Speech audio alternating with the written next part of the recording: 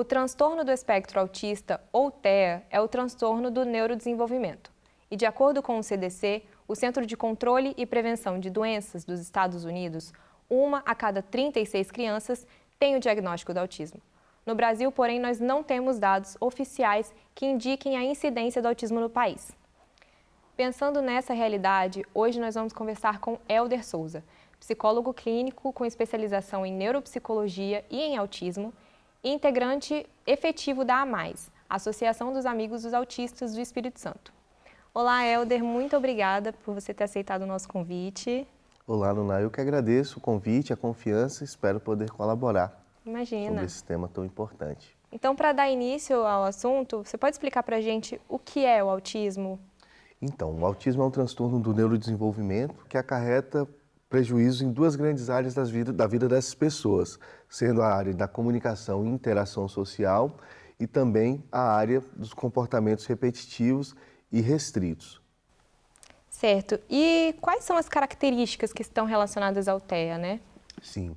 A gente sempre se baseia no DSM-5, né, para questões de critérios diagnósticos, e ele traz 7 pontos fundamentais, a qual a gente tem que estar atento, né, na observação clínica em relação ao transtorno do espectro e a essa pessoa. Quais são os pontos? O déficit na reciprocidade socioemocional, as questões relacionadas à iniciação e manutenção de relações e também déficits consideráveis, tá, na comunicação verbal, não verbal e interação. A pessoa ela precisa apresentar esses 3 pontos.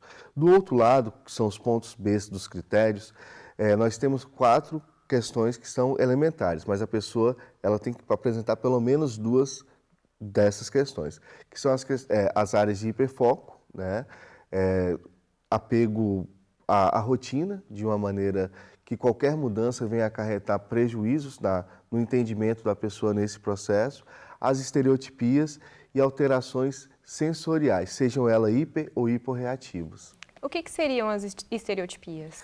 Estereotipias são comportamentos, né, a qual tem função de autorregulação. E são muito comuns estereotipias físicas, né, quando você vê a criança, por exemplo, balançando de frente para trás, os flappings, às vezes os dedinhos assim em cima dos olhos. Existem também as estereotipias vocais, que é o que a gente chama de ecolalia. A pessoa ficar repetindo alguma coisa durante um bom tempo, isso tudo tem a função de autorregulação. Certo. E como se dá o processo do diagnóstico, tanto no quesito clínico quanto familiar? Porque a gente sabe que muitas famílias têm dificuldade de aceitação, né?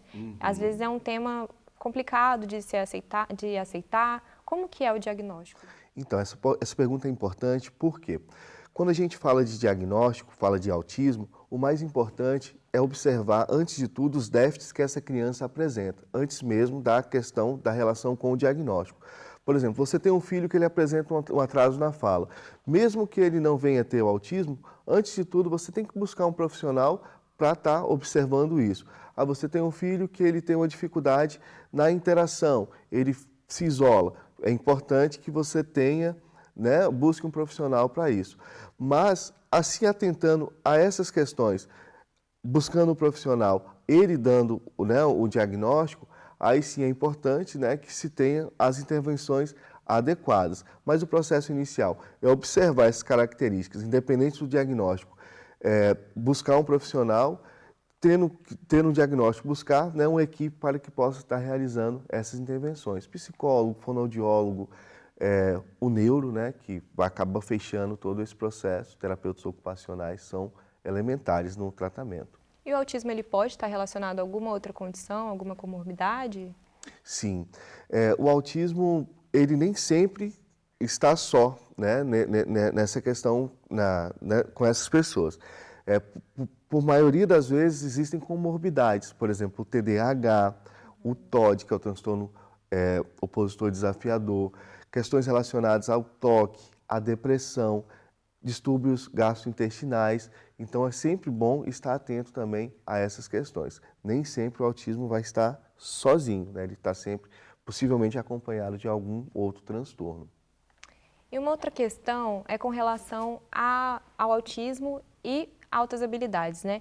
Temos visto muitos vídeos de crianças fazendo atividades com alto grau de dificuldade, com uma certa facilidade, né? Que não é muito comum. Como se dá essa relação?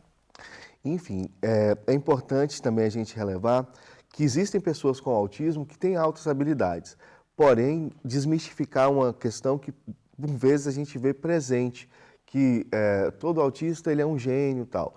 Não, os autistas, boa parte deles tem uma inteligência média, sendo que boa parte também apresenta algum déficit, né, intelectual, alguma questão ligada a isso. Mas existem esses que têm altas habilidades, né, que eles têm uma competência muito grande em uma área de atuação, têm uma competência muito grande em algum ponto e acabam realizando de uma maneira muito impressionante, às vezes, isso que ele está fazendo. Porém, como te falei, é algo que também se torna místico você levando a uma população maior.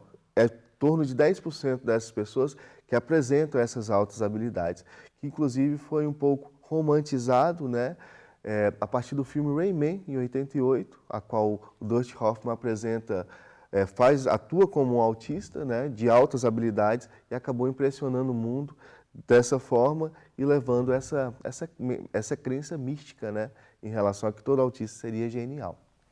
Hoje a gente tem algumas produções audiovisuais com esse tema, né?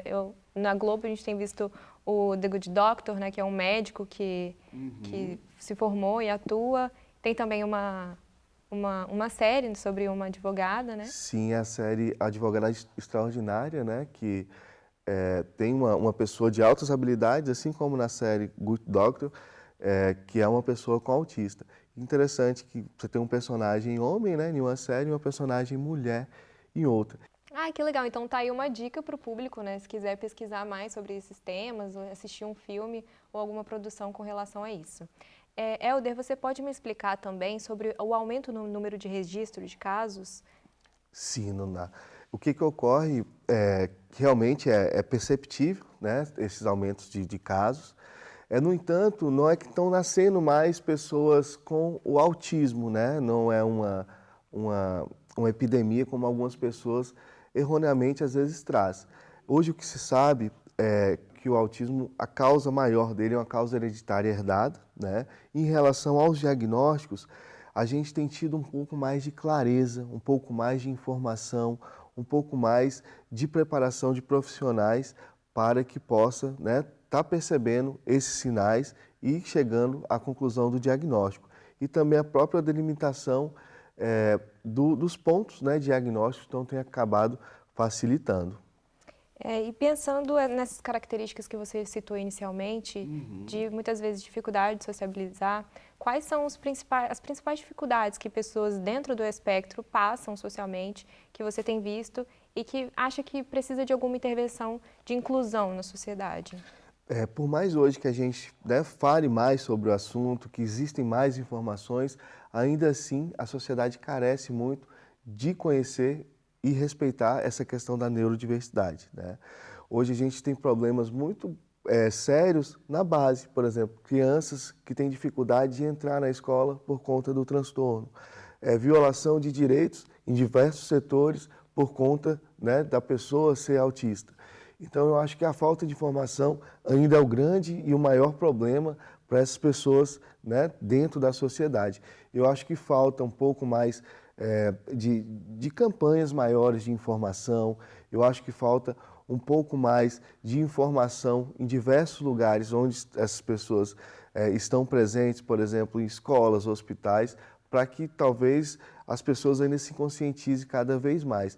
Porém, por outro lado, a gente tem tido alguns ganhos. Recentemente, aqui no aeroporto de Vitória e em outros aeroportos do país, inauguraram salas sensoriais, né, que funcionam como escape. A gente teve, inclusive, um pouco mais de um ano, um problema muito sério que viralizou, né, na televisão em si, foi matéria de jornais, de uma criança com autismo em crise porque não estava conseguindo manter um tempo de espera a qual a profissional daquele local tinha estabelecido e eles não entenderam bem, ele acabou se ferindo, quebrando o dente. Então, são ganhos também que a gente tem tido com essas informações que têm ocorrido.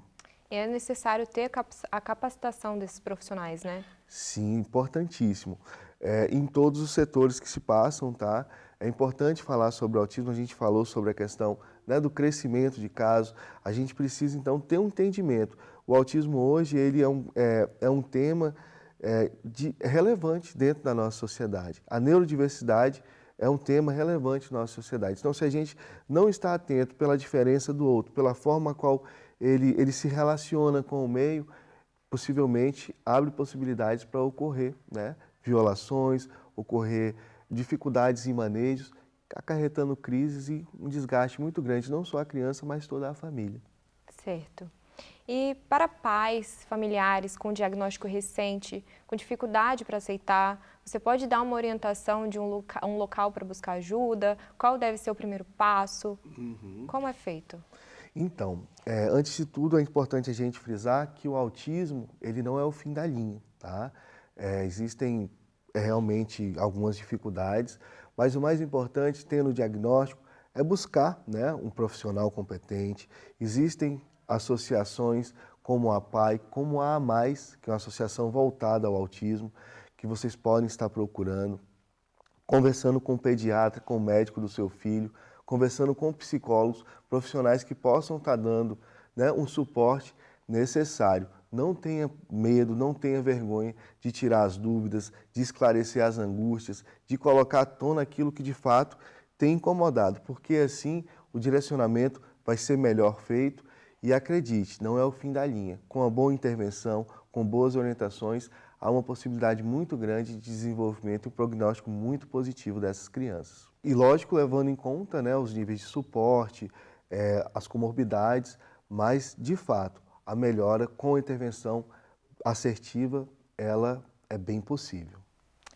Esse é um assunto que precisa ser muito discutido na sociedade, né? Para a gente garantir cada vez mais inclusão para essas pessoas que estão dentro do espectro.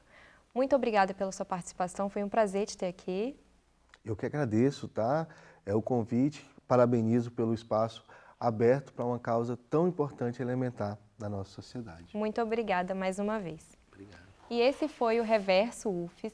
Muito obrigada pela sua audiência e fique atento na nossa programação, porque muitos outros assuntos são abordados aqui. Até a próxima!